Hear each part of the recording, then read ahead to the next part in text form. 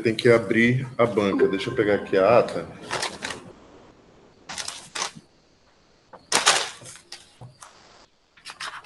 Bom, hoje a gente se reúne aqui como banca da estudante Vivian Caroline Pereira, para apreciação do seu trabalho nos giros e no axé, o matriarcado africano nos quilombos, escolas de samba.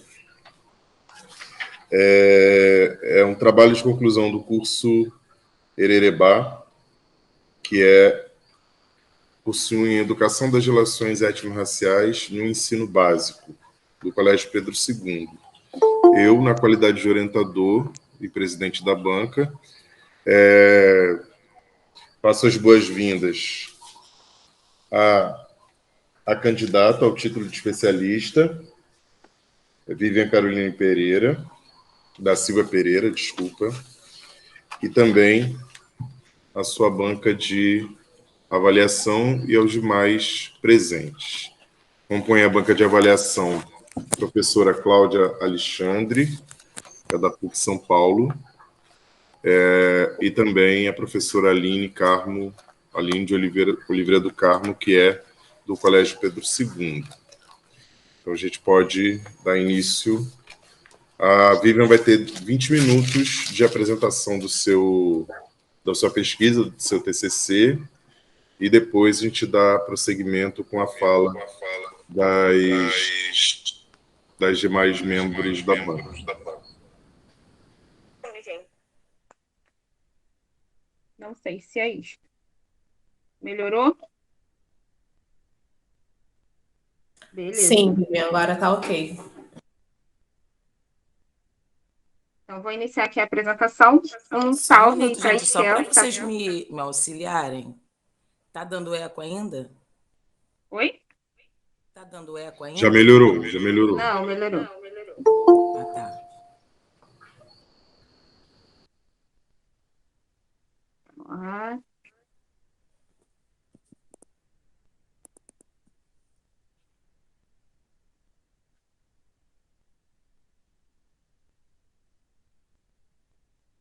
Peraí.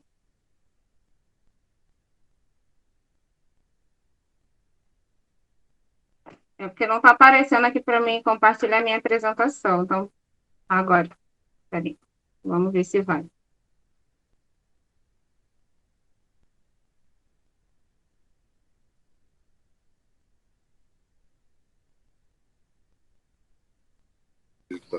Qualquer coisa, se não conseguir, você manda para mim, que eu compartilho aqui, tá? Fica tranquilo. Parecido.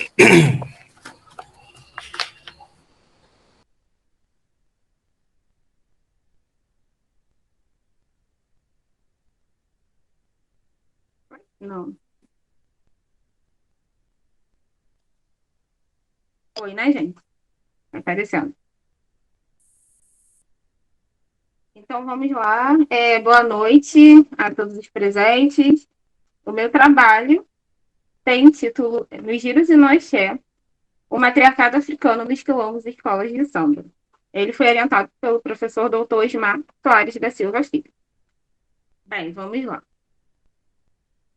Sobre a motivação desse trabalho. Esse trabalho, ele é fruto, né, das minhas vivências com o Quilombo do Samba. O Quilombo do Samba, ele é um grupo de pesquisa independente, formados por mim, pelo Guilherme, que também é da turma do Hererebá, pelo Osmar, nosso professor, pelo Luciano e pela Gabriela. A gente, durante o pré-carnaval de 2020, entre dezembro de 2019 e fevereiro de 2020, a gente visitou alguns quadros de escola de samba, barracão, conversamos com algumas pessoas, né, que compõem ali as comunidades das escolas de samba. E em um desses encontros, a gente falou, né, o Quilombo falou com a Esquel Jorge, que está aqui presente, porta-bandeira da Mangueira, a primeira porta-bandeira da Mangueira. E na ocasião, a gente falava um pouquinho sobre o trabalho dela como porta-bandeira, suas funções dentro da escola. E aí, acho que ela começou a falar de um modo tão bonito e tão fundamentado, que foi o insight para eu trocar o tema do meu TCC, que inicialmente envolvia samba e educação, as escolas de samba, né, como componentes aí de um currículo para aplicação da Lei 10.639. E aí eu mudei para matriarcado africano nos quilombos e escolas de samba. Então aqui a foto, né, da equipe, de parte da equipe do quilombo no dia que a gente visitou a quadra da Mangueira para falar com a Esquel. E a partir daí, então, os objetivos do meu trabalho principalmente, discutir sobre matriarcado africano nas escolas de samba, através da figura das tias baianas e da porta-bandeira. Eu queria falar só da porta-bandeira, mas não tem como a gente falar de escola de samba sem passar pelas tias baianas, né? Porque elas são o princípio. Então, eu falo sobre as tias baianas e porta-bandeira. E aí, os objetivos específicos são enfatizar as raízes negras dos quilombos e escolas de samba, resgatar a história das suas personagens, mulheres, né, as figuras femininas, reconstruir a história das origens da porta-bandeira e das tias baianas também, e o protagonismo da mulher negra para o surgimento, a manutenção dos quilombos e escolas de samba. E para isso, eu coloquei aqui algumas referências principais, né? Eles celebraram no trabalho, essas leituras. Então, para falar de matriarcado africano, eu uso Sheikh Anta Diop. O nome é difícil, mas eu vou tentar falar sem errar. Oyeyumi, Oyeroki, Ife Amadiumi e Diego Araújo. O Diego Araújo, ele é um enredista, e eu uso o enredo dele de 2013 para o Império da Tijuca, que falou sobre o matriarcado africano, né? Negra, pérola, mulher. Para falar de matriarcado africano no Brasil, eu uso Helena Teodoro e o enredo das Geradouros, de 2020, que falam sobre as ganhadeiras. E para falar sobre as tias baianas e porta-bandeira, eu uso Helena Teodoro, Silveira e as falas de Esquel Jorge. A Esquel, ela gravou uma série de entrevistas com a gente, acho que foi uma live, e foram uma ou duas lives e um podcast. Então, a partir dessas falas, eu reconstituo aí a história da porta-bandeira. Bem, então, começando aqui pelo matriarcado africano, de acordo com Diop, o matriarcado africano foi um sistema de organização social pré-colonial, né? E ele classifica como um dualismo harmonioso entre homem e mulher, ou o melhor caminho para a construção de uma sociedade sedentária, em que cada um, homem e mulher, tinham seus papéis e esses papéis colaboravam para desenvolver uma sociedade plena. Está falando que o matriarcado era marcado pelo sistema agrícola, e aí, com o desenvolvimento da agricultura, a mulher era que geria, né, a compra e a venda de produtos no mercado, a seleção das sementes, o plantio e tudo mais. Então, seu poder advinha da sua importância econômica para aquela sociedade. Nas sociedades ocidentais, pelo contrário, o valor da mulher é pelo seu papel social, né, que era unicamente reprodutor. Era um sistema também que não era baseado no gênero, e aí o Yeronke diz que não a sociedade africana pré-colonial, principalmente a Yorubá, não tinha marcas de gênero. O que se utilizava, o que se falava era anatomia, o que ela, numa livre tradução dela, anatomia masculina e feminina, mas isso não era uma hierarquia para a sociedade da época. O sistema hierárquico era cronológico, era senioridade. Então, a mulher é reverenciada em seu papel como mãe, como aquela que era portadora da vida, né? A condutora para a regeneração espiritual dos antepassados, a portadora da cultura, do centro e da organização social, segundo Dove 98. E aí, como é que esse matriarcado africano veio para o Brasil? Aqui eu trago um trecho para abrir esse capítulo, né? Levanta a preta que o sol tá na janela. Leva a gamela pro xarel do pescador. A alforria se conquista com ganho e o balaio é do tamanho do suor do pescador. É um trechinho do samba da Viradouro de 2020 que falou sobre as ganhadeiras. As ganhadeiras de Itapuã, lá da Bahia. Que eram... Esse grupo teve origem em mulheres, com mulheres negras, né, que eram escravizadas, e elas viam no ganho uma oportunidade de conquistarem a liberdade, sua e da sua família. E aí, essas mulheres, né, as ganhadeiras, elas lavavam roupas, passavam roupas, vendiam os seus quitutes e parte do dinheiro que elas ganhavam ficava com o homem branco, né? E a outra parte elas guardavam com ela. E aí, essas mulheres aproveitavam esse momento em que elas tinham acesso à rua, né, para organizar as fugas, organizar os quilombos. Aqui a gente tem a imagem do desfile da Viradouro. É o primeiro momento da comissão de frente, onde essa mulher veste roupas sem cor, sem brilho, com um tecido não muito luxuoso. E ela está aqui com a bacia, né? Que ela vai lavar roupa na beirada da lagoa de Itapuã. E aí, quando ela se vê ali longe da casa do homem branco, longe da casa grande, ela se transforma numa mulher poderosa que vai ali gerir toda a sua sociedade, toda a sua comunidade, para conquistar a liberdade da sua comunidade. Então, Camará ganhou a cidade, o Herê herdou liberdade. Canto das Marias, Baixa do Dendê, chama a freguesia para o Batuquejê. Quer dizer, essas mulheres foram responsáveis pela reorganização do povo negro aqui, né? Pelo restabelecimento social, econômico e cultural da população negra no Brasil, negra africana no Brasil. E aí aqui alguns exemplos, né, dessas mulheres. Dandara dos Palmares, a Qualtune, ali na liderança do Quilombo dos Palmares, Maria Conga, aqui na região serrana ali do Rio de Janeiro, Magé, Petrópolis, Teresópolis, organizava fugas, organizou Quilombo de Maria Conga, né, em Magé tá lá de pé, resiste até hoje. Luísa Maim, que liderou um dos maiores levantes, o maior, né, levante negro da história negra no Brasil. Teresa de Benguela, também guerreira. Enfim, exemplos de mulheres que trouxeram, que firmaram o matriarcado africano aqui no Brasil. Então, elas também tiveram, além de organizar socialmente, economicamente, culturalmente, elas foram de grande importância na manutenção religiosa. Isso porque, como eu falei no início, elas tinham mais acesso às ruas, né, do que os homens negros. E com isso, surgiu a oportunidade, né? Teve uma brecha e elas se tornaram aí as principais líderes religiosas, das religiões de matriz africana. E aqui no Rio de Janeiro, de modo particular, né, essas mães de santos aí, essas tias mães de santo, que estavam nos terreiros, que estavam no ganho, né, elas são as tias baianas que vão dar origem aos quilombos e escolas de samba. E aí, né, um trechinho do Samba do Porto da Pedra, e chegando no Rio de Janeiro, o Batuque de Seata, na casa de Seata, o Batuque de Bamba, tinha festa ritual mandigueiro, no quintal nascia o samba.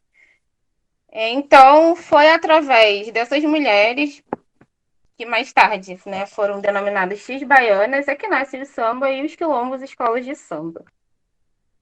Então, na segunda metade do século XIX, no Rio de Janeiro, chegaram negros vindos da Bahia, e aí se concentraram na região central do Rio de Janeiro. Nessa época também é que surgiram os primeiros terreiros de candomblé no Rio de Janeiro. E aí esses negros, né, vindo do Nordeste ou da Bahia, eles passaram a ser chamados de baiano pela população. E as mulheres, né, que vendiam seus quitutes, o ganho não terminou com o fim da escravidão, né, com a assinatura da abolição. Essas mulheres continuaram vendendo seus quitutes, lavando roupa e etc. E então as mulheres, né, que eram as ganhadeiras, elas ficaram conhecidas como baianas do acarajé ou baianas do tabuleiro.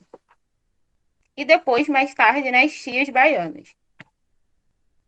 E aí veio o bota abaixo, né, os negros da região central do Rio se espalharam, formaram comunidades negras pela cidade, no interior da cidade, os grandes quilombos urbanos, as comunidades, o que o Wallace Lopes chama de a Grande África Carioca. E aí, os terreiros dessas tias, né, eram locais de festas batucadas, de socialização também. Elas continuaram ali com esse papel de organizar essa sociedade, de organizar culturalmente, economicamente. Então, os terreiros eram um ponto de encontro da população negra. E as tias baianas, então, elas eram responsáveis por cuidar espiritualmente da sua comunidade e também organizar socialmente. Então, eram locais de muitas festas. Tia Carmen de Chibuca dava grandes festas, festa de Cosme e Damião, que ela gostava muito, no seu terreiro. Ela ajudava a organizar a festa da Penha, por exemplo. E aí, com o declínio dos blocos e dos cordões, no final dos anos 20, surgem os quilombos e escolas de samba. E muitos deles começaram nos terreiros das tias baianas. E aí, Silveira, em 2012, eu e o Guilherme, pelo Quilombo do Samba, esse ano, mas no início do ano, fizemos um levantamento sobre a origem das escolas de samba, de algumas escolas de samba no Rio de Janeiro.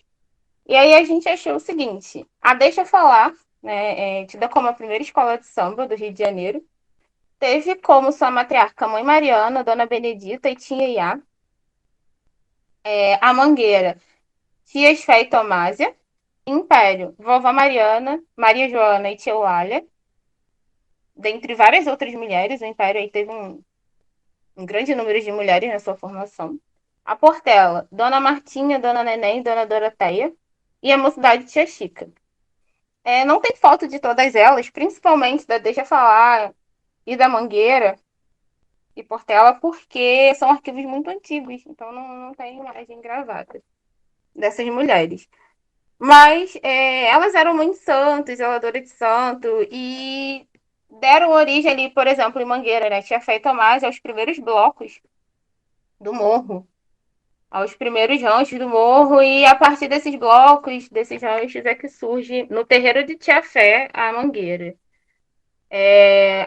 Deixa falar, né? Foi sobre as bênçãos de Mãe Mariana, numa reza, numa ladainha. Na época, a Portela, a mesma coisa, e a Tia Eulália ali abrigou as reuniões que fundaram o Império Serrano. A Tia Eulália foi a integrante número 1 do Império. Ela tinha a carteirinha número 1. E aí, né, por conta dessas mulheres que geraram, que gestaram ali os embriões, que deram origem aos quilombos e escolas de samba, é que existe a ala das baianas. E por conta de todas as outras mulheres negras também, que ajudaram, né, na manutenção da população negra aqui no Rio de Janeiro. Eu falo aqui do Rio de Janeiro. Então, a ala de baianas, as tias baianas, ela tem a função de cuidar fisicamente e espiritualmente dos seus filhos do samba.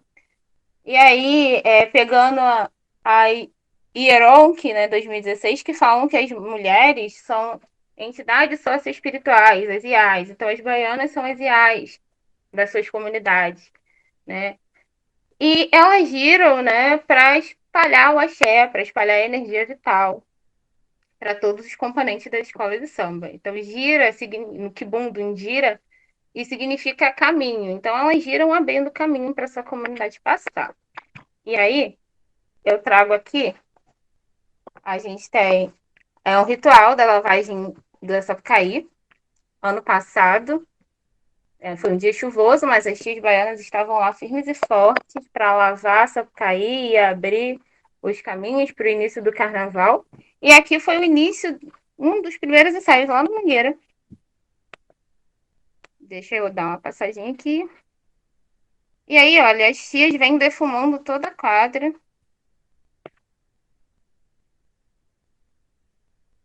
Limpando, abrindo os caminhos para a Mangueira iniciar o seu pré-carnaval aí, o seu ano. Então tem aqui a presença de toda a comunidade e elas vão defumando a quadra. Então, as baianas são essas mulheres, né, que cuidam tanto espiritualmente dos seus filhos quanto fisicamente. E aí a gente tem a questão da comida também, né, da feijoada das escolas de samba. E o porquê disso, né? A comida é o que nos sustenta, é o que nos dá energia. Então, essas mulheres faziam as feijoadas, os caldos, os cozidos, para alimentar a comunidade antes dos desfiles ou antes dos ensaios, nas quadras, nos terreiros. E aí eu começo a falar sobre porta-bandeira. Mas antes de falar sobre porta-bandeira, eu tenho que falar sobre pavilhão. Por quê? Não existiria porta-bandeira nem mestre-sala sem antes existir o pavilhão. Aí eu trago um pedacinho da sinopse da Mocidade Unida da Moca, de 2019. Que diz assim: era só um pedaço de pano que dizia tanto dos bantos, tramado, pintado e riscado, e não existia outro igual. Foi repartido em pedaços, cada um para um lado, quando então separados pelo destino infeliz. Do outro lado do mundo, ritmado pelos punhos, aquele pedaço de pano ganhou festejo e encanto. Eu trago esse pedacinho porque é comum a gente ouvir falar em escola de samba que as bandeiras advêm de paradas militares, enfim, de manifestações europeias. Porém, como Rodrigues e Melo apontam, sociedades africanas antigas, como os povos bantus, já utilizavam bandeiras, né? Já utilizavam pedaços de pano bordado, pedaços de pano pintados para se identificarem. E aí, essas primeiras bandeiras, né, eram símbolos identitários, marcavam o território e eram usados em rituais, festas, como rituais de passagens, funerais, entre outras coisas. E durante a diáspora, o João Gustavo, um dos autores da sinopse, está aqui. E durante a diáspora, né, essas bandeiras, esses pedaços de pano bordados ou coloridos, eles ajudavam os negros a reconhecerem as origens uns dos outros. E mais tarde, esses mesmos pedaços de pano eram usados em manifestações culturais e religiosas, como, por exemplo, maracatu, a congada, entre outras coisas. E aí foi com o tempo passando que o pedaço de pano ganhou nome e peso de respeito e honraria. Intitularam-no Pavilhão, onde todo mundo se abriga, onde o povo se identifica e diz: aqui é o meu lugar. E aí, essas bandeiras, esses pedaços de panos bordados, coloridos, né, nos quilombos e escolas de samba, viram um pavilhão, símbolo de identidade que marca ali um território negro e carrega toda a história e a ancestralidade da escola de samba. O símbolo maior de um quilombo escola de samba é o seu pavilhão. Então, se o pavilhão não está presente, a escola não está presente. E por sua importância, né, é por isso que toda vez que o pavilhão for reverenciado nas mesuras do mestre-sala e no girar da porta-bandeira, sinta, minha gente, que ali tem um fio de tecido do tempo unindo a mim e a você. Nossa bandeira é bordada de cetim e de paixão, arremetada de linhas e sonhos, tecida de pedrarias e memória. Esse trechinho traz esse significado do pavilhão, né, do peso de um pavilhão para uma escola de samba. É toda uma história de toda uma comunidade que está ali guardada. Aí, no início dos quilombos e escolas de samba, quem carregava o pavilhão eram homens, que eram chamados de baliza ou porta-estandarte. Né? Na verdade, o pavilhão não tinha formato de bandeira, era estandarte. Então, esses homens eram homens capoeiras. Isso por quê? Porque as disputas eram intensas. O que valia a ponta era o pavilhão. Então, o pavilhão tinha que chegar inteiro no final do desfile. E os grupos ali queriam pegar o pavilhão dos outros, rasgar, enfim, para, né, chegar mais deteriorado ao final. E aí usavam os homens capoeiras para defender mesmo o pavilhão da escola. E daí vem, né, o termo defender o pavilhão, vem daí, que era defendido realmente. E aí foi todos os prazeres que introduziu a porta-bandeira na Deixa Falar. Ele pegou o pano da costa de uma baiana, ele amarrou em um mestre de madeira e ele girou, mostrando como seria mais fácil a evolução se o estandarte, no caso, fosse no formato de bandeira. E aí, então, a Deixa Falar foi a primeira a utilizar uma porta-bandeira, já na figura de uma mulher. E a partir daí, se instituiu que o posto de porta-bandeira seria sempre da mulher. E o homem, no caso, os balizas ou porta-estandartes, viraram os mestres-salas, aqueles que queriam guardar tanto o pavilhão quanto aquela que carrega o pavilhão, a porta-bandeira. E aí a porta-bandeira, né, de acordo com as minhas trocas com a Estel, elas não tinham uma dança específica. A gente encontra em muitos relatos, em muitos trabalhos, dizendo que a dança da porta-bandeira é uma mistura de dança, do mestre-sala é da porta-bandeira, né? Uma mistura de danças europeias com danças africanas e tal. Mas aí veio a Estel, iluminada, me dando essa dica de que no início não se tinha dança, não se tinha passos de dança, elas somente giravam, eram livres. Essas mulheres eram livres e, então, no entanto, não tinha como ser dança europeia, enfim. Mas a dança da porta-bandeira, dita pela professora Helena Teodoro como dança da reza, né, é uma dança composta por muitos giros e através dele a porta-bandeira ela espalha o axé, a energia vital contida no pavilhão para toda a comunidade. E aí essa dança é meio que um ritual mesmo, né? Ela vai entrar na quadra, abrir os trabalhos ali da quadra, ela vai apresentar o pavilhão numa ordem hierárquica, né? Para a diretoria, para os mais velhos, para a bateria e para os demais convidados. Aí eu trouxe um trechinho da apresentação de Isquel e Matheus lá na Mangueira. Deixa eu só selecionar aqui.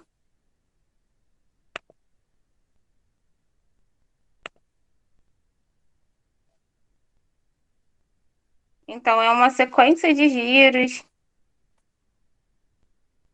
que a porta-bandeira faz, junto com o seu mestre-sala, que vai riscando o salão. E aí ela segue para a apresentação. Aqui é no momento que ela já apresentou para a diretoria, para a velha guarda, e ela vai apresentar para a bateria e para os cantores da escola.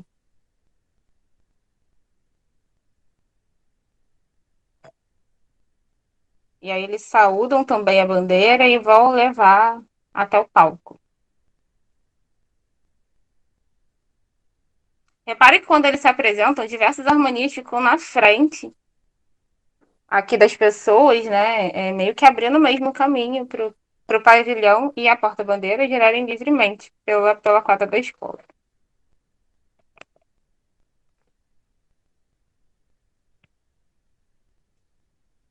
Dentro desse ritual também temos a posição do desfile, né? A posição de desfile da porta-bandeira com o pavilhão.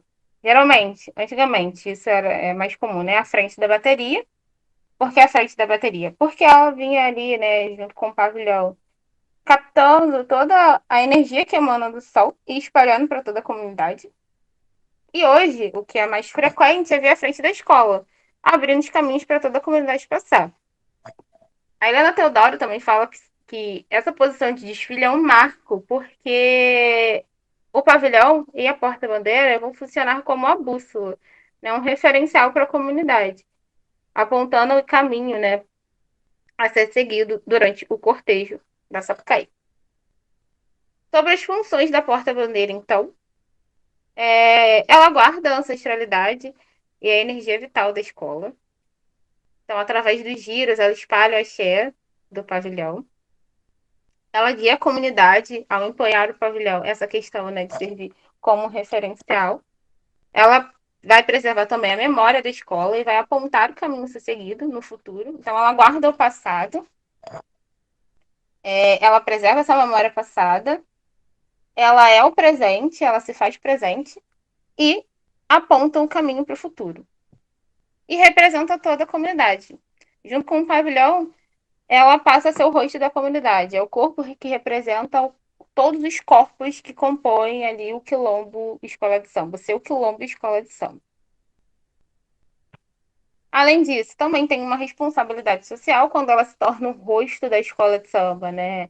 Ela tem essa missão de passar adiante toda a história da comunidade, os seus valores, né? Defender a sua comunidade, tal qual fizeram outras mulheres com seus povos.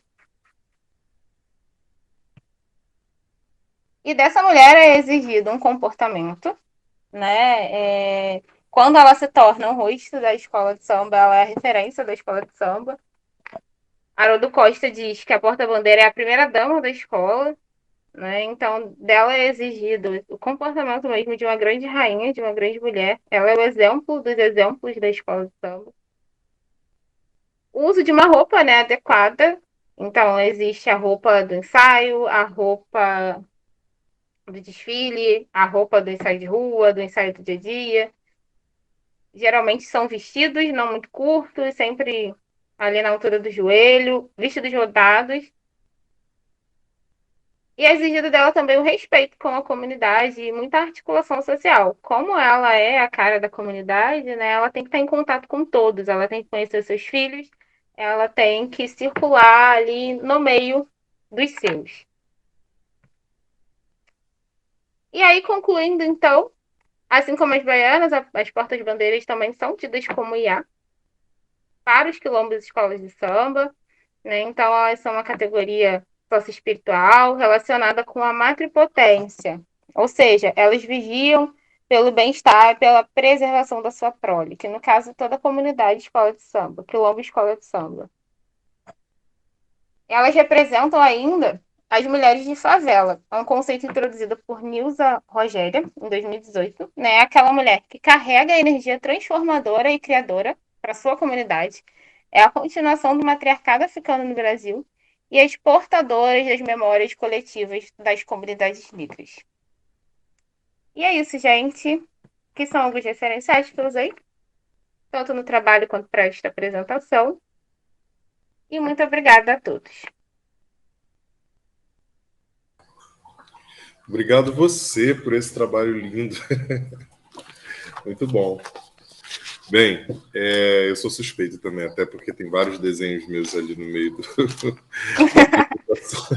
Deixa eu dar a devida referência. Os desenhos são do Ismar. Ele fez alguns para o Não fala Quilombo e isso, outros eu catei dele mesmo. não fala isso que eu tenho vergonha. Vamos lá. Vamos lá. A gente, então, como é de praxe, a gente abre para a convidada de fora, das honras para a pessoa de fora, que Ô, Ismar, posso já quebrar o é muito. protocolo rapidinho? Uhum. Oi, não entendi. Posso quebrar só o protocolo rapidinho? Pode. Eu queria só dar a palavra para a Eskel, porque ela foi a grande inspiradora desse trabalho, ela teve participação ativa nessa pesquisa, e ela vai sair daqui a pouco, porque ela tem ensaio na quadra da Mangueira. E aí eu queria só que ela falasse um pouquinho aqui, rapidinho para gente. Tudo bem. Oi, gente, boa noite. Vivian, quando você me falou sobre a ideia de como uma fala, né, uma conversa pôde te inspirar e fazer com que você mudasse um processo tão importante para a sua conclusão da faculdade, isso me deu caiu uma responsabilidade muito grande. Eu falei assim, gente, mas como que uma fala tem esse poder transformador, né, de fazer com que a pessoa te ouça e faz com que ela vá além, né? Que acaba inspirando. Quando eu me vi inspirando uma mulher como você, isso bota uma responsabilidade assim imensa. E com tudo isso, com essas trocas que nós fomos que foram acontecendo, eu aprendi tanto com você, mas tanto sobre a minha arte, sobre o meu povo, sobre a minha história. Eu aprendi tanto porque você teve um papel muito importante ao ir estudar fundamentos, ao ir pesquisar coisas que a gente às vezes não tem acesso. Quando eu descubro a importância do pavilhão, o porquê do girar, Quando você me falou que quando a gente está ali na quadra dançando, ou em qualquer outro lugar em que o pavilhão esteja se movimentando, que nós estamos espalhando axé. Eu lembro quando você me contou isso, a memória vem fresca, né? O sentimento vem muito fresco. Assim. Eu fiquei toda arrepiada, assim como eu fico sempre ao falar sobre isso, né? Da magnitude de uma arte, da magnitude de um povo. Quando você começa a falar para mim, Esquel, eu descobri que as tribos, as comunidades africanas lá em África já usavam estandartes e eram mulheres especiais que eram escolhidas para estar ali. E você começa a me contar coisas que eu não conhecia. E com isso a cabeça da gente começa a abrir.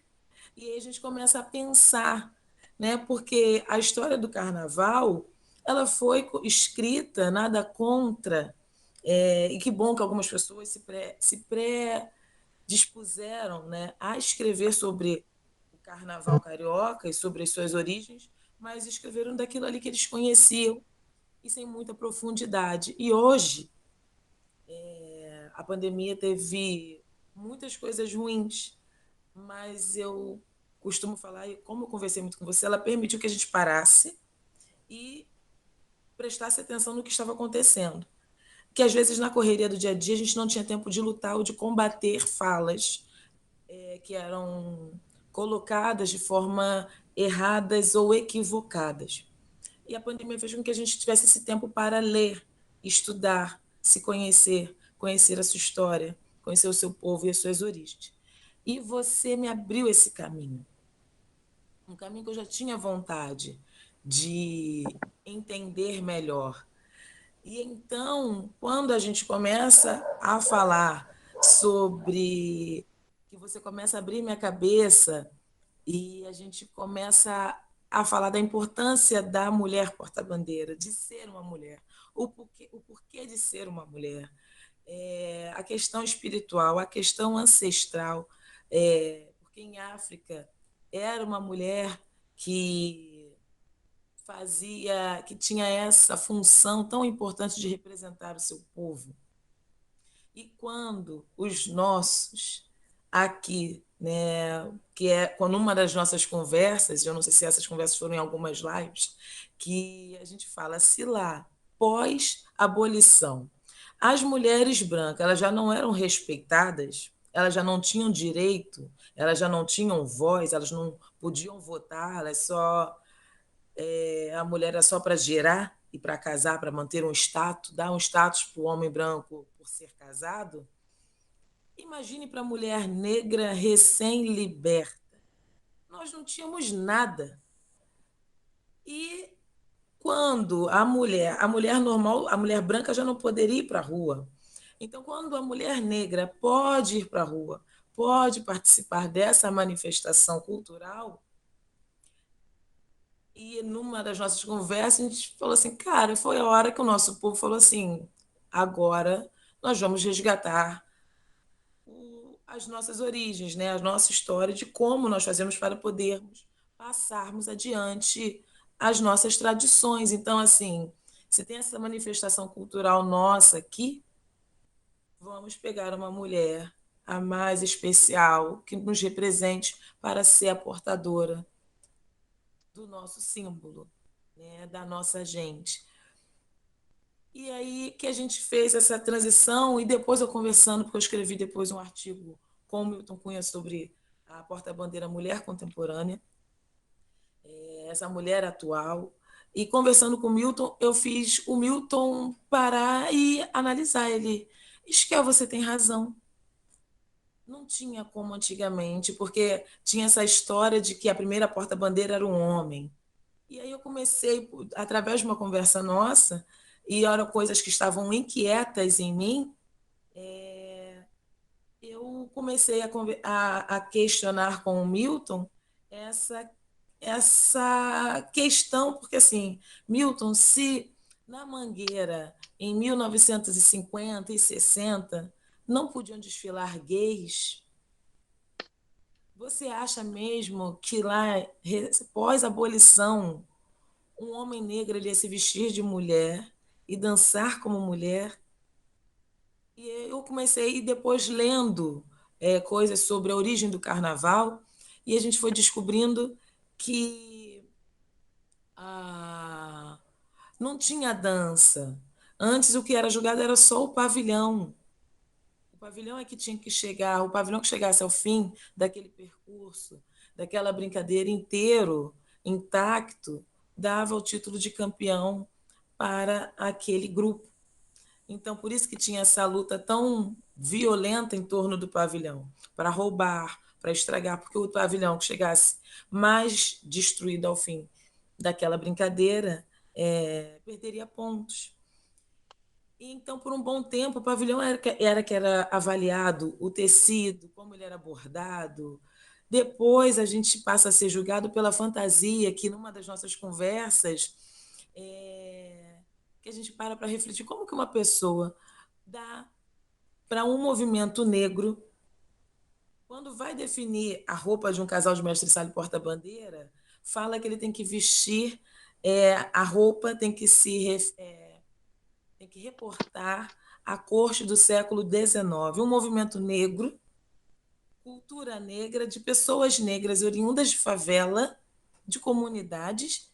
Eles fazem com que o casal, aqueles que representam aquela comunidade, se vistam como pessoas da corte branca, da corte europeia. E nós até conversamos sobre isso, falando por que não botaram essa pessoa que essa pessoa sábia, por que não colocou esse casal que representa a comunidade vestidos como a corte do maracatu? Por que não pensou em exaltar a cultura negra? E aí, numa das nossas conversas, fala, então é por isso, é daí que surge essa história de dança, é, que a gente tem herança europeia e africana. E a partir disso, eu falei, gente, se eu estou vestida de ouro, uma roupa de corte, eu vou ter que fazer movimentos de corte. Agora, se eu tivesse vestido com a roupa do rei e da rainha do maracatu, eu aposto que se o nosso começo fosse esse, seria muito diferente essa história de, tem origem europeia. Eu não ia escutar isso, origem europeia na nossa dança. Ia ser totalmente negra. E poder ter conhecido tanta, tantas histórias com você, Vivian, foi de um aprendizado que abriu portas, que me deixou inquieta. E eu sou muito grata por você ter despertado esse sentimento em mim, em poder continuar a pesquisar, a pensar. Eu sempre me preocupei muito com o nosso passado, né? Para mim, a gente só pode caminhar se olharmos, se a gente tiver noção de onde viemos, das nossas origens. E ter esse estímulo, para mim, foi um presente, porque ter a minha cabeça aberta, poder me dar disposição, e o principal é ouvir. Você me ouviu e você foi pesquisar e a gente começou a ver que tem coisas que foram escritas que precisam ser revistas, que precisam ser reescritas, que algumas histórias estão sobre a arte mestre-sala da porta-bandeira, elas não são coerentes. A gente precisa rever isso. E que bom que você deu essa voz, você deu essa inspiração, fez com que outras pessoas que assistiram essas lives, que assistiram às nossas conversas, que assistiram às minhas lives, falar, né? Isso aqui é uma obra em aberto, vamos pensar, vamos refletir, e a história começar a mudar, alguns discursos começarem a mudarem. Então, eu sou muito grata, e como é bom poder ver no trabalho de uma professora a nossa gente, o nosso povo. Muito obrigada por isso, parabéns, eu me emocionei por diversas vezes, hoje mais uma vez eu tive uma aula aqui com você. Eu não conhecia o Samba da Moca e fiquei emocionada com as passagens. E eu só tenho que te dar parabéns por isso. Obrigada por me permitir estar participando desse momento tão importante para você. Saber que nós temos uma defensora, que eu sei que nós ganhamos uma defensora, é uma alegria, porque eu sei que vamos ter você para contar nessa luta pelo reconhecimento da nossa história, viu? Obrigada. Eu que agradeço, Chel, por toda a contribuição. Osmar? Cláudia, por favor, que é a professora de fora fazer a apreciação dela do seu texto. Obrigado, Esquel. Boa noite a todos.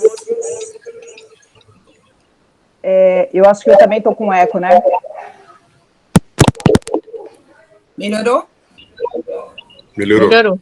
Bem, então eu vou fazer sem fone.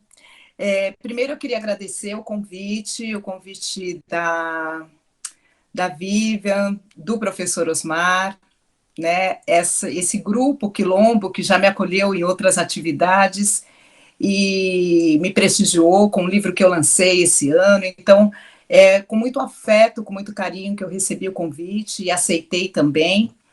E eu queria dizer que eu li atenciosamente o trabalho da Vivian, até porque ainda bem que ela aceitou, né, desenvolver esse tema.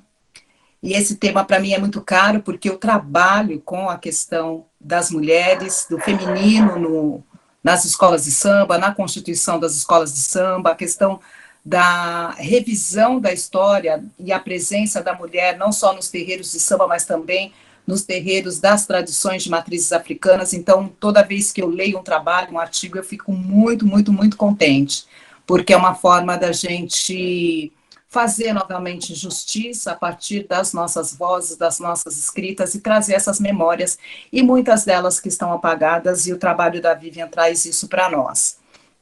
Bom, então eu vou começar com uma avaliação bem técnica, tá, Vivian, com sugestões e uma forma que eu acredito de contribuir com o seu trabalho. Eu vejo o seu trabalho com um percurso muito importante para a academia, e aí daqui eu já indico que você leve isso para mestrado, que você leve isso para o doutorado, que você publique essa produção. Ela é muito importante, porque se a gente for fazer o levantamento da bibliografia que a gente tem sobre o samba, sobre a história do samba, sobre a constituição do samba, a gente vai encontrar uma lacuna muito grande e importante da gente criticar, que é a ausência da presença da mulher negra, de personagens femininos negros que são tão importantes como esses que você trouxe, e muitas delas que eu, que pesquiso há tanto tempo, não conhecia. Então, eu já peço licença para iniciar aí para toda a ancestralidade que nos move, a ancestralidade do samba, as nossas ancestrais, para que eu possa começar a avaliação. Então, vamos lá começar pelo seu título, né? Depois de ler, como eu disse, com bastante atenção e cuidado, para entender a sua abordagem, eu já te sugiro um primeiro ajuste. Quando eu li, eu falei, olha, a primeira coisa desse trabalho é trabalhar o termo ressignificação ou reconstrução, ou até memórias e heranças de um matriarcado africano no Brasil. Por que eu digo isso? Porque o matriarcado, ele composto com africano, ele é, acima de tudo, a citação de uma organização social que não se deslocou integralmente com a diáspora, mas se deslocou nas memórias e foi ressignificado, retomado ou até reconstruído a partir dessas memórias negras que usaram as heranças e inventaram uma nova forma de vivenciar, inclusive sobreviver e existir em meio às atrocidades da escravidão. Então, a primeira sugestão é você fortalecer seu tema, trazendo, por exemplo, nos giros e no axé, as heranças do matriarcado africano nos quilombos, escolas de samba, você ir para um caminho, e a sugestão é você se adequar ao próprio conhecimento que você já nos presenteia com esse trabalho, que eu gostei demais, e eu inseriria, ao invés de nos giros e no axé, o matriarcado africano, as heranças, a memória, a ressignificação do matriarcado, porque depois, durante o texto, você vai nos dizer que esse matriarcado africano, ele sofre o impacto da invasão patriarcal quando você vai falar do Sheikh Anta Diop. Então, a gente já sabe que é um tempo e um espaço onde o matriarcado a gente não vai encontrar integralmente. E a questão do título, a questão das abordagens, elas são muito importantes para que você se faça entender, porque lendo o seu trabalho, eu entendo que você está falando de uma sobrevivência, de vivências desse matriarcado a partir dos corpos das tias baianas, da porta-bandeira, da função da porta-bandeira e até da ala das baianas. Mas aí você vai dizer no título que você está enxergando o matriarcado, e o matriarcado é essa organização social e política africana. Então, eu já estou lendo, né, fazendo essa sugestão para você. E até exatamente por isso, porque, na verdade, você trata das sobrevivências e ressignificações a partir das heranças do sistema da organização em torno do matriarcado, em especial da África, na diáspora negra no Brasil, que é observado na formação desses quilombos africanos, que você também traz como forma de ressignificado dessa presença. Então, quando você fala que as escolas de samba são quilombos, né? Quando você fala que tem um matriarcado africano nas escolas de samba, eu acho muito importante que você elabore a partir dessas heranças e dessa memória. Bom, você lançou luz sobre o princípio feminino desse sistema e trouxe para a centralidade as figuras das tias baianas, que possibilitaram a construção dessa história, portanto, fazem parte de um projeto histórico anterior das escolas de samba, e isso foi muito interessante você mostrar. Uma das coisas mais importantes foi você ter colocado a manifestação dessa ancestralidade como valor civilizatório afro-brasileiro nessas expressões, na figura da porta-bandeira e, logicamente, na ala das baianas. Ficou bem interessante esses valores simbólicos em ligação com as memórias ancestrais. Foi muito interessante também essa tríade de tias baianas, porta-bandeira, ala das baianas, que a gente não vê em nenhuma publicação. E eu acho isso interessante, por isso que eu digo, a continuidade do seu trabalho trazer uma grande contribuição, inclusive para a academia, quando você aborda o matriarcado e a sobrevivência dessas heranças, que remontam um poder e centralidade que foram reconstruídas e permanecem nos terreiros do samba, como um lugar garantido para se pensar a mulher negra nesses territórios de forma única, assim como acontece com o processo histórico dos terreiros de candomblés. Eu também achei um ganho na sua pesquisa você ter trazido a figura e a voz da Esquel Georgia, que falou para a gente agora, lindamente, e suas memórias como pano de fundo dos capítulos, que evidenciou a questão do apagamento dessas e de outras memórias de mulheres negras. Eu acho que quando você traz a Esquel como modelo, como uma figura atual, né, de continuidade dessas atitudes, dessas mulheres ancestrais, eu acho que é importantíssimo.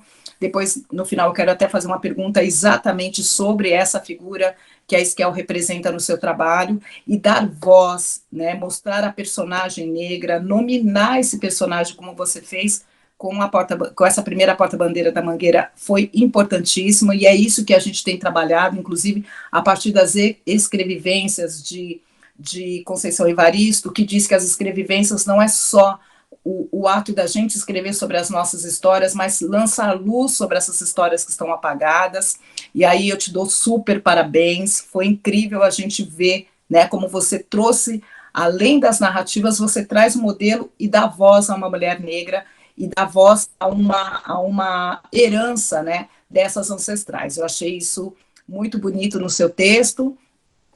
E aí, uma coisa que é fundamental, Vivi, que precisa vir para o seu texto, e para referência bibliográfica também, é o nome e a citação da Azoilda Trindade, que é intelectual negra brasileira, militante, ativista, que nos deixou em 2015, que atuou principalmente na educação para as relações raciais, com fundamental importância no projeto Acordo da Cultura do governo federal.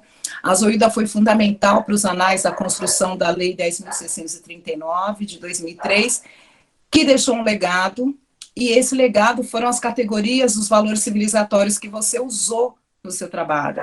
Você trabalha no texto, mas você não referencia a professora Azoilda Trindade. Então, ela precisa entrar nas suas referências, né?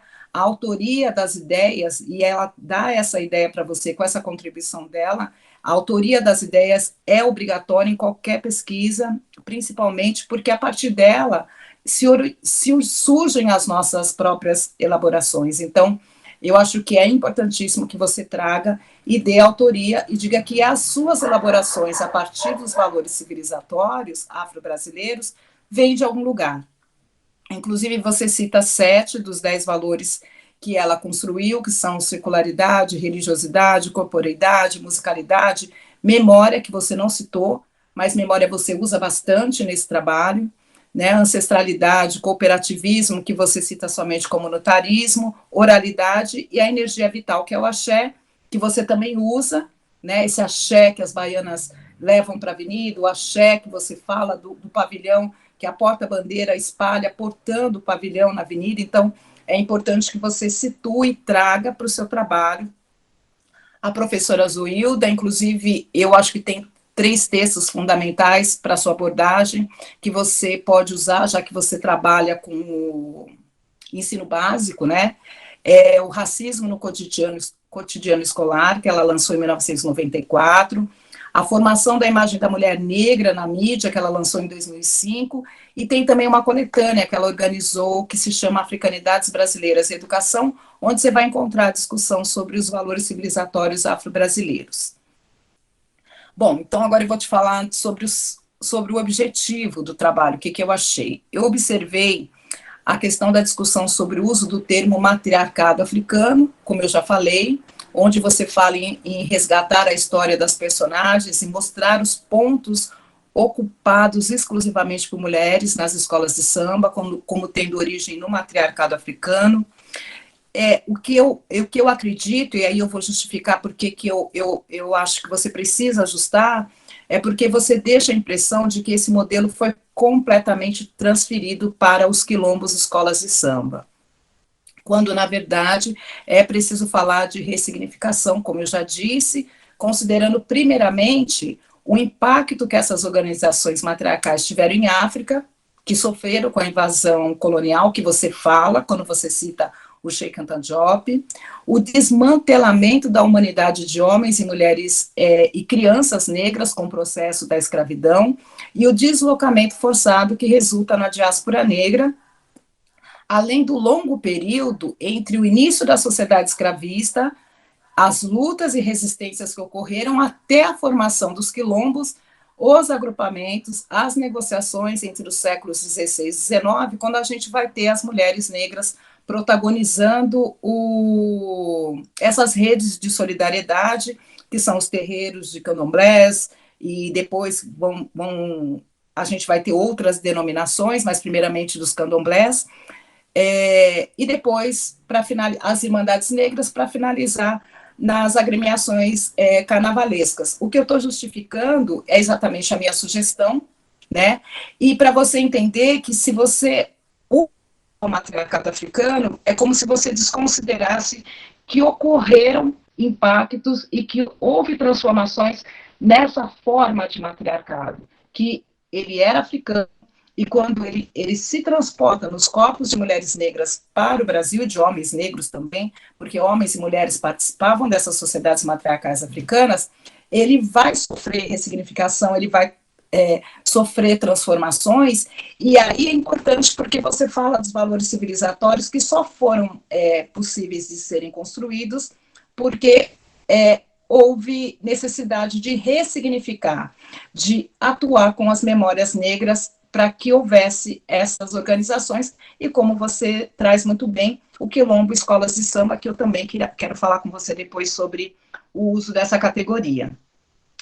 Inclusive, Vivian, você trouxe intelectuais negros africanos, você trabalhou a epistemologia da afrocentricidade, e a nossa maior referência no Brasil, que trata desses temas que você trouxe, que foi a professora Helena Teodoro, que foi muito bem colocada por você, embora também eu tenha sentido falta de você citar a Lélia Gonzalez, que participou da Escola de Samba Quilombo, junto com Candeia, houve uma relação ali de uma mulher também, ajudando nessa questão da resistência e da valorização da mulher negra nos quilombos escolas de samba.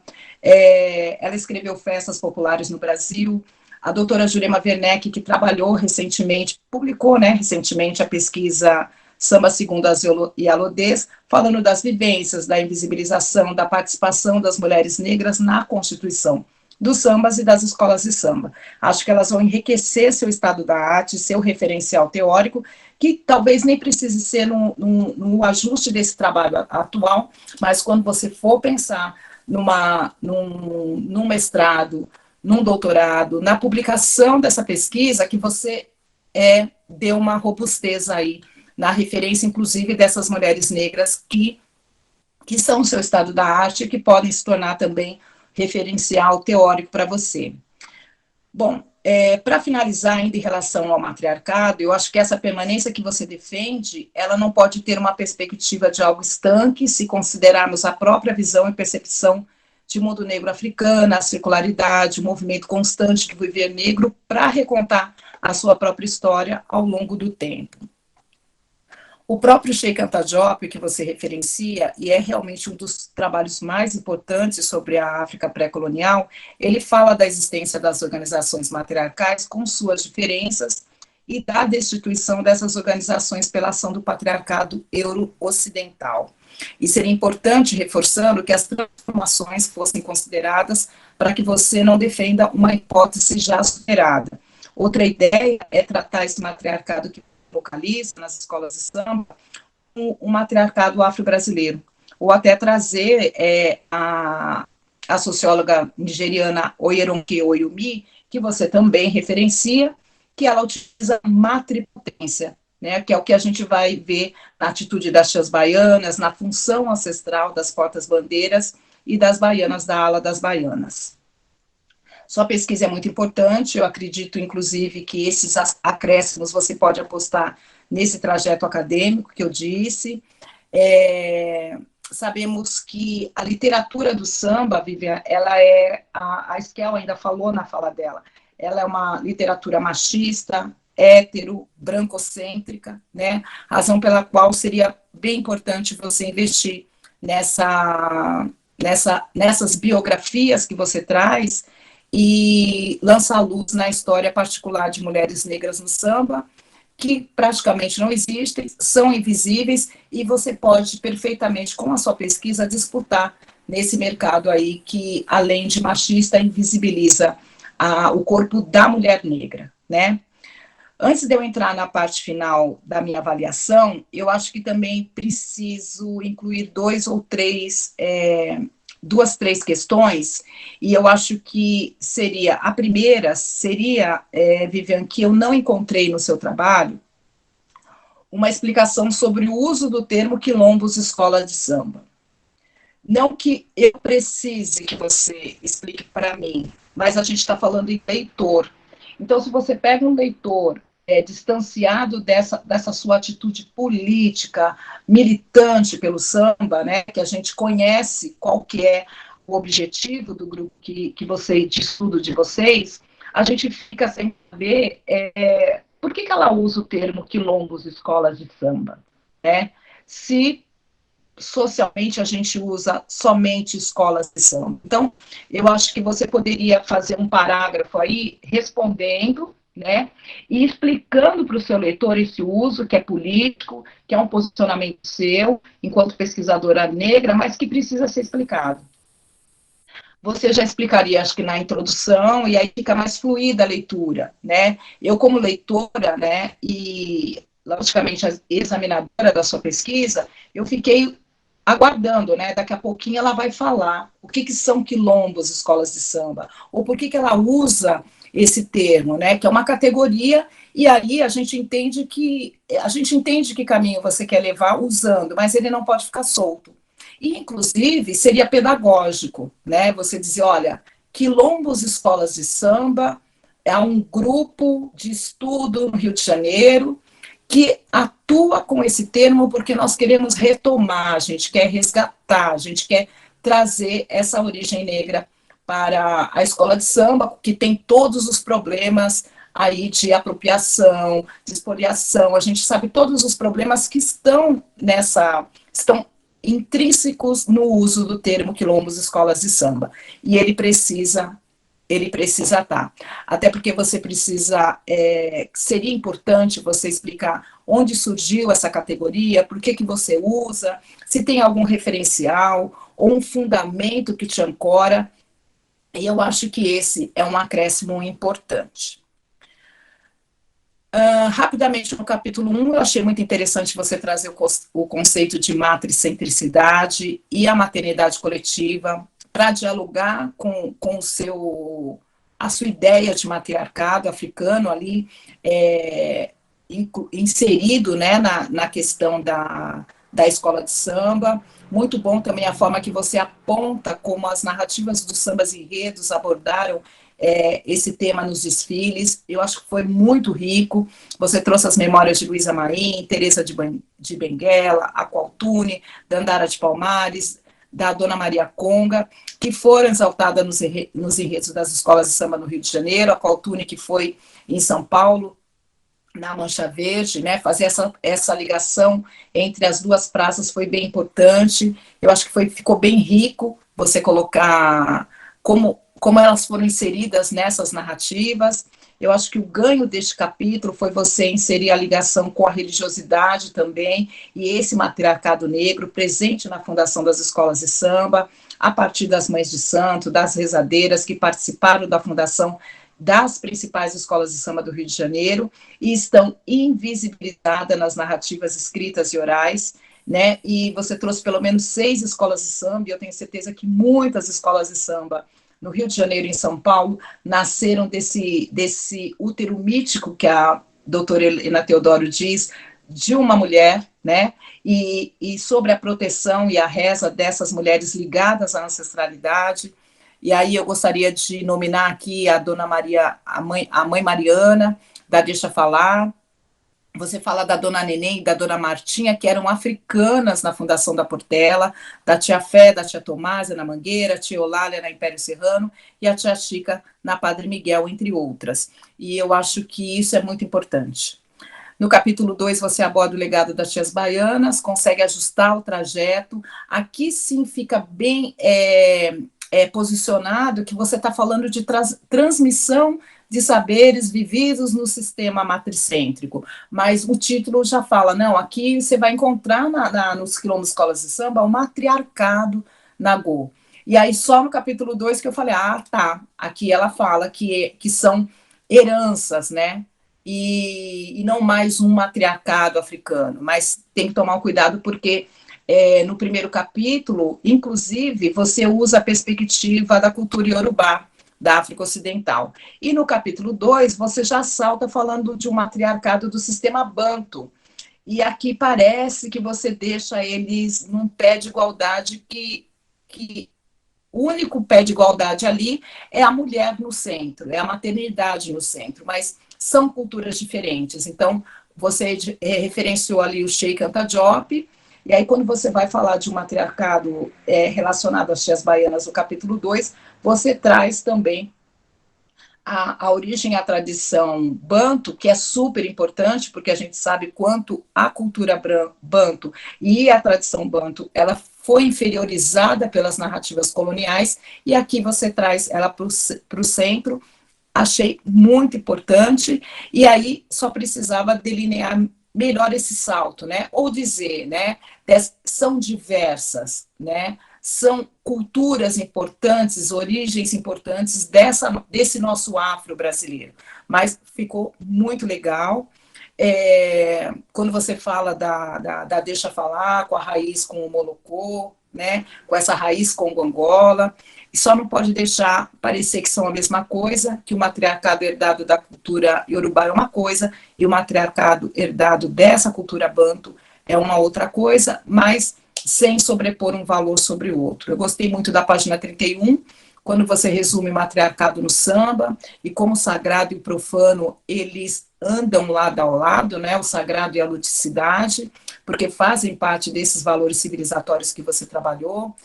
Quando você referencia a fala do seu Carlos Cachaça, no registro do Museu da Imagem e do Som, que ele diz sobre a Mangueira que o samba sim, saiu da macumba. E eu achei bem interessante esse elo, né, da religiosidade com a festa do samba. Bom, além disso, você mostra como essa sociabilidade das escolas de samba e desse sagrado tinha as mulheres negras no centro, né?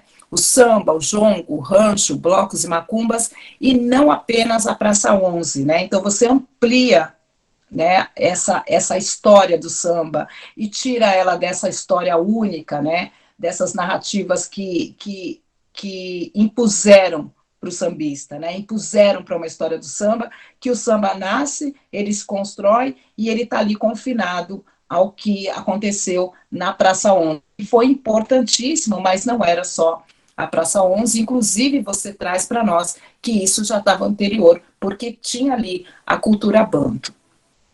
Bom, no capítulo 3, encerrando, eu acho que está, como eu já disse, a grande cereja da sua pesquisa, quando você traz a importância da figura porta-bandeira, do pavilhão. Então, você começa pelo pavilhão, que é a grande ancestralidade, que é a grande entidade, coloca a figura da porta-bandeira, as simbologias, você dá voz à história particular da Esquel, e eu já disse que eu achei importantíssimo, né? Eu gosto muito dessa coisa do lugar de fala, de dar a fala para uma mulher negra e reverenciar esse poder que ela tem, né? Eu acho que ficou muito bom você ampliar também o imaginário sobre a função da porta-bandeira, né? Colocando ela nessa função da maternagem, né? De proteger, de cuidar, de transmitir a tradição e a energia vital para todos da comunidade e para a própria história da escola de samba, que eu acho que isso está se perdendo, né? A gente olha a porta-bandeira e pensa que ela só está girando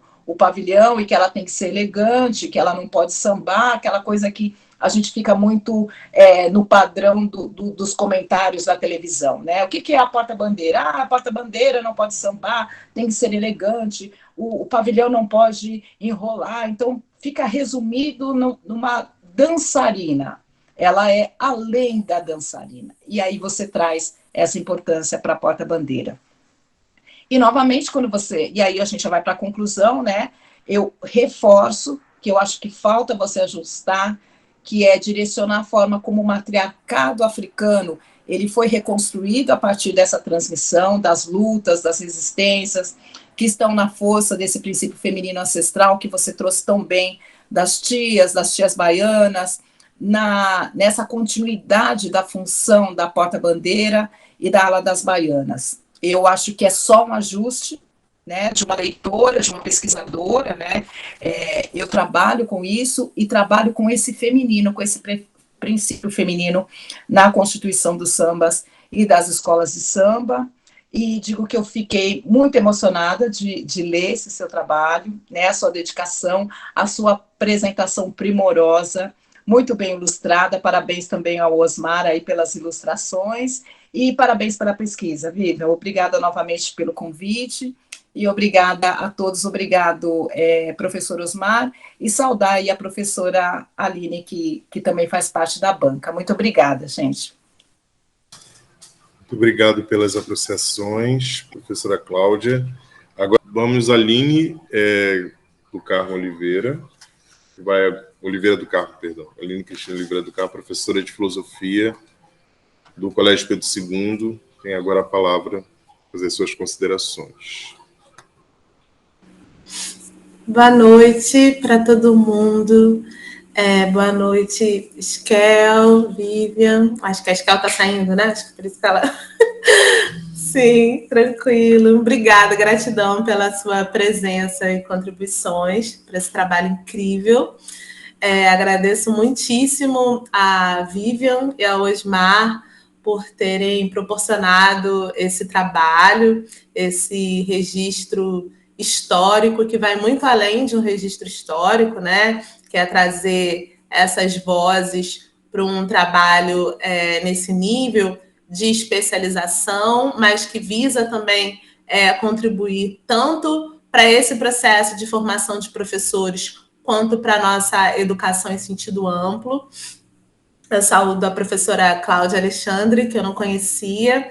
Agradeço muito pela oportunidade de ouvir as suas contribuições para esse trabalho, as suas reflexões. Então, eu quero dizer primeiro que é muito maravilhoso o trabalho, também me emocionei muito ao longo da leitura. aprendi muito. Foi uma oportunidade que me permitiu. É muito bom quando a gente lê um trabalho e a gente, depois da leitura, começa a ver as coisas de uma outra forma. Então, você me proporcionou olhar, né, para todas essas dinâmicas. Eu sempre tive essa vontade de compreender um pouco melhor, né, essa compreensão das escolas de samba, nesse sentido da prática de educação que é ali desenvolvida, né? E, nesse sentido, eu concordo muito com as considerações feitas pela professora Cláudia com relação à explicitação do conceito, né, de quilombos, escolas de samba. Que é isso, a gente que estuda essas dinâmicas, a gente entende, mas a gente sente falta dessa explicitação num trabalho acadêmico, até porque é uma categoria muito forte que vocês estão trazendo, né? E dá para sentir que vocês têm uma construção muito sólida, um entendimento muito forte dentro de vocês, a partir das experiências, dos trabalhos envolvidos nesse grupo de estudos. Então, dá para sentir que é um conceito forte, tanto que você usa ele assim com bastante fluidez ao longo do trabalho. Mas a gente que está tendo esse contato inicial com o conceito, a gente sente falta desse maior aprofundamento, até porque ele é muito potente em vários sentidos, né?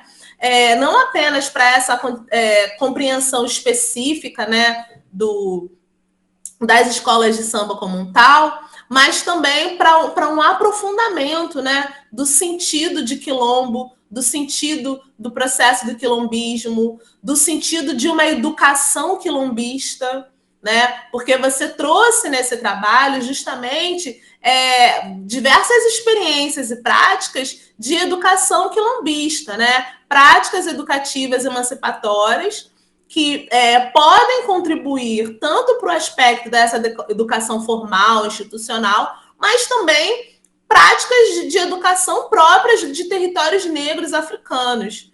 Então, assim, muito forte, muito maravilhoso, muito potente. Para mim foi muito bom aprender, né, sobre o papel das portas-bandeiras nas escolas, nos quilombos e escolas de samba. Eu já tinha visto trabalhos falando sobre as tias baianas, ainda não tinha lido nenhum trabalho falando sobre a importância das porta-bandeiras. Então, assim, para mim foi muito especial poder aprender um pouco mais sobre isso e poder olhar de outra forma, né? Os desfiles, os ensaios, essas verdadeiras IAs, como você traz no trabalho, né? Então, para mim, eu saí um tanto transformada nesse sentido, e aí eu agradeço muito por essa contribuição. Então é isso. Então, com relação ao sentido do quilombo escola de samba, acho que vale muito a pena você desenvolver esse conceito no trabalho futuro, né? Então, eu também concordo com a importância da publicação desse trabalho. Eu acredito que ele tem muito a contribuir. Isso, não apenas para pesquisadores na questão específica, mas também para a sociedade em geral, porque por mais que você traga várias referências que são bastante consistentes, bastante densas, né? Você traz Cheikh Diop, Oyeron Keoyumi, Helena Teodoro, você traz várias referências bastante densas, teoricamente, mas com uma escrita muito fluida, muito acessível. Então, o seu trabalho tem muito a contribuir, porque eu acredito que ele tem um trânsito muito grande, né? Não só para o público acadêmico, mas para diversos públicos. Ele pode estar nas escolas dos quilombos e escolas de samba, ele pode estar nas escolas das comunidades, nas escolas estaduais, ensino fundamental, médio, universitário. Enfim, então, por favor, publique esse trabalho. Ao longo da leitura, eu fiquei pensando muito também na Zoída, pensando, poxa, que legal que contribuiu, né, a leitura da Zoída Trindade, na disciplina que a gente teve. E aí eu fui buscar na referência, não encontrei, né? Então, de fato, é importante ter essa referência dela, até porque é isso, né? esse contato, esse trânsito que você está trazendo de um estudo que tem diversas entradas, né? Tem uma entrada, um diálogo com o campo da educação, um diálogo com o campo da comunicação, com o campo da história, com o campo da filosofia, né? Então, quando a gente aprofunda de maneira mais direta determinados conceitos que são centrais para aquele trabalho, a gente também contribui para o aprofundamento do debate e para a compreensão, para a ampliação da compreensão daquele fenômeno. E aí, nesse sentido, o seu trabalho tem vários ganhos.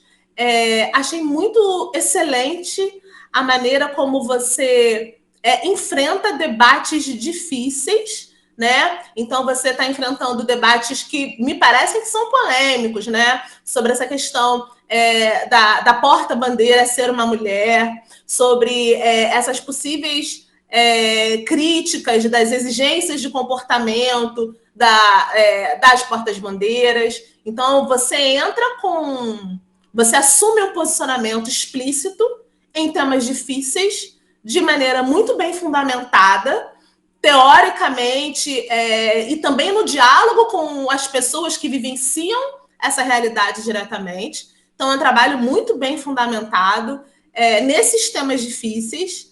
E aí, eu quero fazer uma provocação. É só uma provocação, não é uma crítica, mas uma tentativa de aprofundar as referências que você trouxe, né? E já levantando, eu fico curiosa em ouvir por que caminho você responderia, né?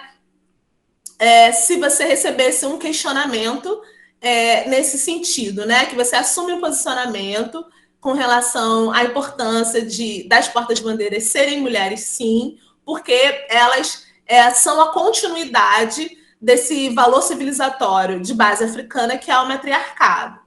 E aí você traz como uma das referências a Oyeronke Oyeyumi, que quando pensa a instituição da IA, ela não faz essa demarcação de gênero, né? Você mesmo traz isso no trabalho, você fala, não, a biologia ela não é o centro de referência para as classificações sociais na sociedade iorubá. Então, você traz essa referência dizendo que o gênero não é o critério e, ao mesmo tempo, você assume um posicionamento dizendo que as portas-bandeiras devem ser mulheres. Eu tenho curiosidade só, você, obviamente, não precisa responder, não é nenhuma falha, nenhuma crítica ao seu trabalho, é só uma tentativa de querer aprofundar o debate, porque eu achei um debate muito interessante e o seu posicionamento muito, muito forte, né? E é muito bom, realmente, né? Um posicionamento como uma intelectual, uma pesquisadora. Olha, eu estudo, eu vivencio, e é dessa maneira que eu entendo. Eu dialogo com os diversos atores que vivenciam nesse território, e esse é o meu posicionamento. Então, esse é uma questão, uma provocação que eu gostaria de ouvir, né? Como que você pensaria uma resposta nesse sentido.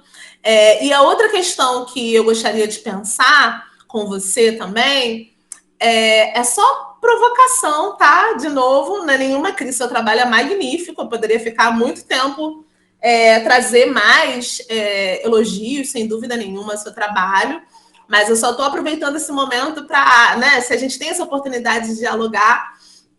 Eu que não sou uma pesquisadora, estou longe de ser uma especialista nesse campo de estudos sobre a história do samba, sobre as escolas de samba, mas eu também fiquei curiosa em pensar como se dá essa dinâmica, ou como você pensa essa dinâmica da importância das mulheres, das portas-bandeiras, das tias baianas, nesse processo de gestão, né, das comunidades, dos quilombos, escolas de samba, nessa dimensão profunda que você trouxe, né, que é essa dimensão da gestão física, social e espiritual das suas comunidades. Isso, para mim, ficou muito bem explícito e fundamentado.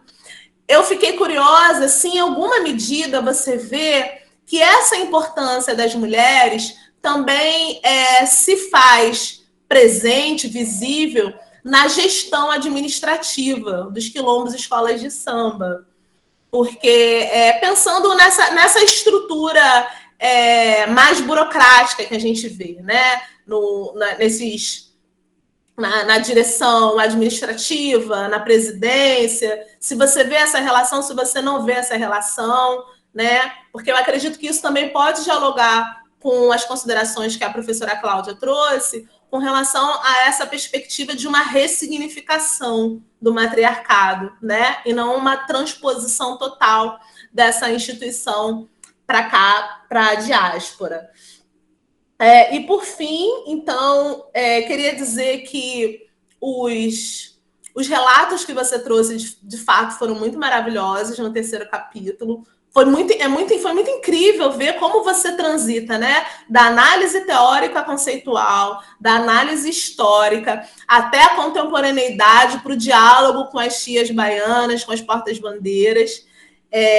E me pareceu muito bom o caminho que você assumiu, e isso deu muita consistência no seu trabalho, quando você assume essa perspectiva afrocentrada, não necessariamente pela afrocentricidade, mas pela coerência que você traz de entender essas instituições a partir de um referencial filosófico africano, né? Então, o caminho que você deu para sustentar as suas considerações sobre como funcionam essas dinâmicas foi, a meu ver, excelente, porque você também dá um caminho metodológico importante para as pessoas que vão ler o seu trabalho, que vão, após a leitura do seu trabalho, tentar interpretar, compreender, vivenciar as dinâmicas como elas se dão nos quilombos e escolas de samba e tentar diferenciar, né? O que seria uma abordagem não africana, né, fora do eixo civilizacional africano, e o que seria considerar essas estruturas a partir dos nossos próprios referenciais. Então, trabalho muito excelente. Eu agradeço muitíssimo pelo convite para fazer a leitura desse trabalho. Entendi também um pouquinho mais do sentido de escola de samba com os depoimentos que você trouxe, com os depoimentos da Esquel, muito lindos os depoimentos da Esquel, né, do impacto que tem no contato com a comunidade, nas escolas, com as crianças. Isso dá todo uma discussão muito maravilhosa. Eu pude compreender melhor o sentido, né, de ser escola desses territórios. E aí eu acredito que daria também para aprofundar mais essa perspectiva num trabalho futuro. É isso, gente. Obrigada aí. Muito obrigado, Aline, pelas contribuições incríveis. Geralmente a gente tem um momento que o orientador, enfim, fala. Eu quero agradecer a Vivian, para mim, e também a todo mundo que é desse coletivo, que é o Quilombo do Samba, que nasceu desse amor que nós temos pelo samba, mas antes mesmo de pelo samba, pela nossa africanidade. Então, é nesse sentido que eu entendo quando a Vivian coloca matriarcado africano nos quilombos e escolas de samba, porque e eu vejo muito a Vivian se posicionando dessa forma, que somos, na verdade, africanos na diáspora, e não outras designações como afro-brasileiro, brasileiros pretos, outras coisas, porque os não negros nos veem como africanos, sejamos brasileiros ou da Nigéria ou do espaço banto. Então, eu compreendo esse posicionamento, porque é um posicionamento teórico já bastante defendido pela Escola de Temple, com o professor Assante, que bebe na fonte justamente do Diop, que ela traz para o trabalho dela e traz para a prática e para a vida. É uma forma de perceber como essas comunidades são Áfricas transpostas. Então, eu vejo a riqueza da atuação da Vivian nessa forma de a gente não ter mais que se explicar, porque não ter... tornar óbvio que somos africanos, tornar óbvio que vivenciamos uma dinâmica, ainda que com resistências, que com ataques, né, racistas, racializados, não queiram que nós nos estruturemos sobre um matriarcado, sobre um referencial matrilinear, matrifocado, até porque são mulheres negras, a maioria das vezes solteiras, que permitem que homens negros e outras mulheres negras, meninas e meninos, se tornem adultos, né? A sociedade brasileira tem na sua base a mulher negra, e essa mulher, ela é de origem africana. Então, a beleza do trabalho da Vivian é teorizar sobre esse lugar, né? E não só esse trabalho, que a Vivian é uma máquina de produzir, é uma máquina de produzir reflexões. Ela escreve toda semana artigos e tem textos nos sites. Assim, é muito bonito trabalhar com a Vivian, é muito bom estar com ela e muito bom ter sido orientado por ela, porque eu me sinto orientado. Eu deixei ela fazer, ela produzir, eu fiz a revisão, fiz alguns apontamentos, sim, sobre a ausência desse conceito, e também falei, nas anotações está lá, cadê a referência, Vivian, cadê a referência?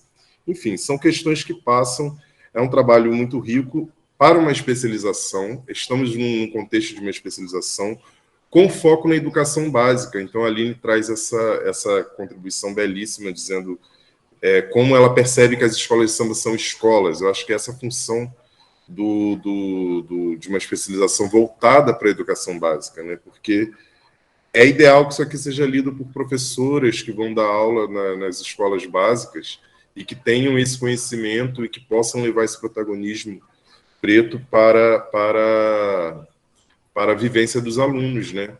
Dos africaninhos em diáspora, que vão estar lá ouvindo, lendo e aprendendo. Então, só tenho, na verdade, a agradecer.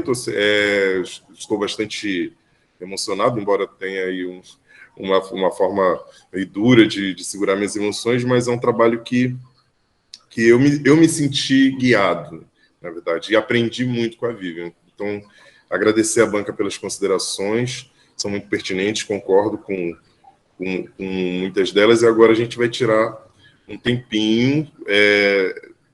Como é que você tem feito, Aline? Só para poder... A gente derruba fecha a sala e abre de novo, né?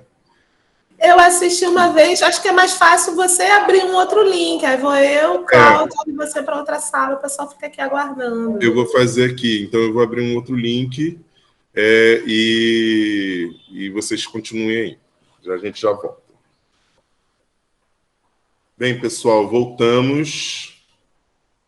Pessoal, o povo está aí. Vivian, por favor, abra sua câmera, que agora é o momento de protocolo.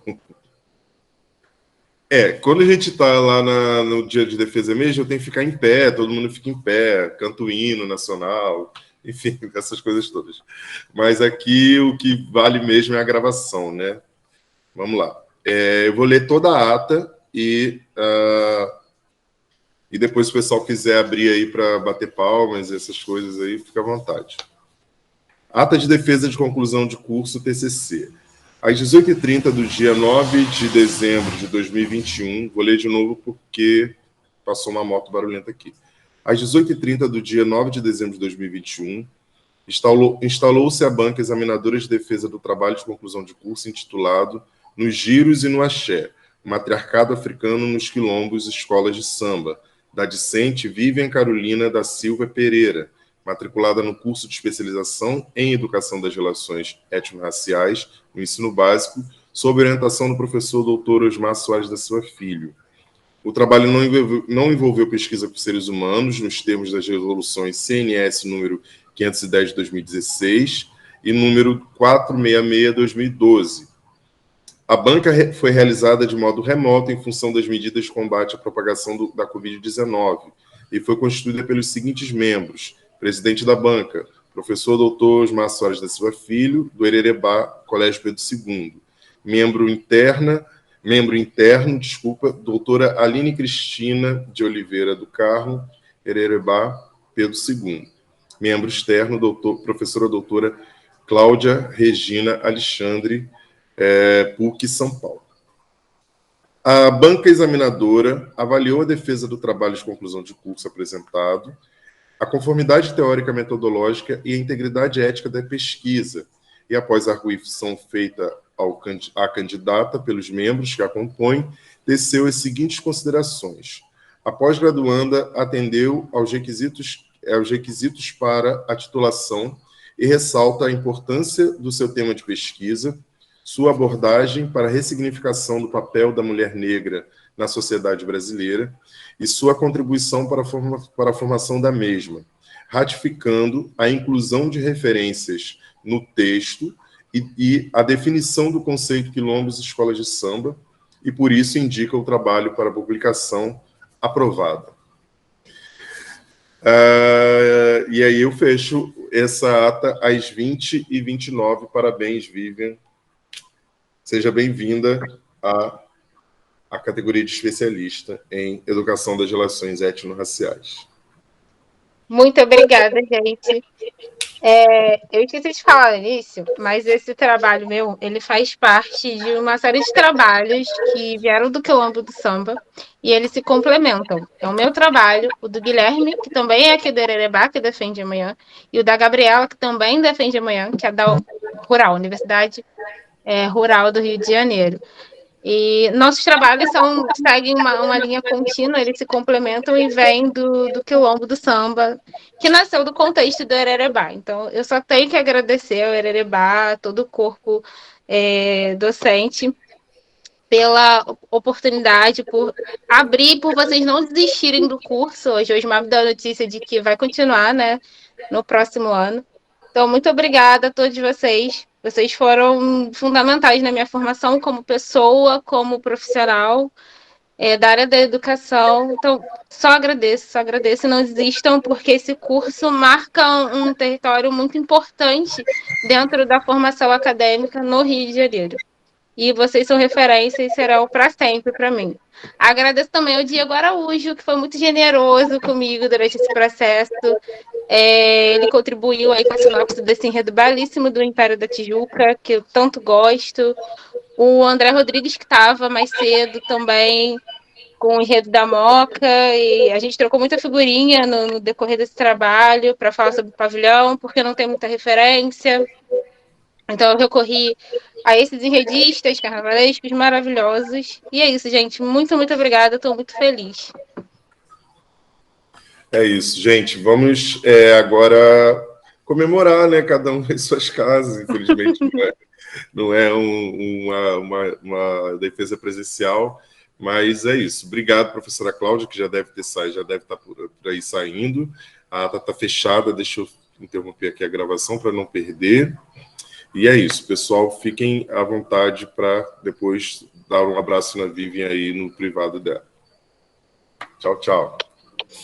Parabéns, Vivian. E parabéns ao Quilombo do Samba. Incrível participar de uma banca do Quilombo do Samba, gente. Parabéns pelo trabalho. É a nossa primeira banca, muito bom. Nossa. Não, gente, muito maravilhoso.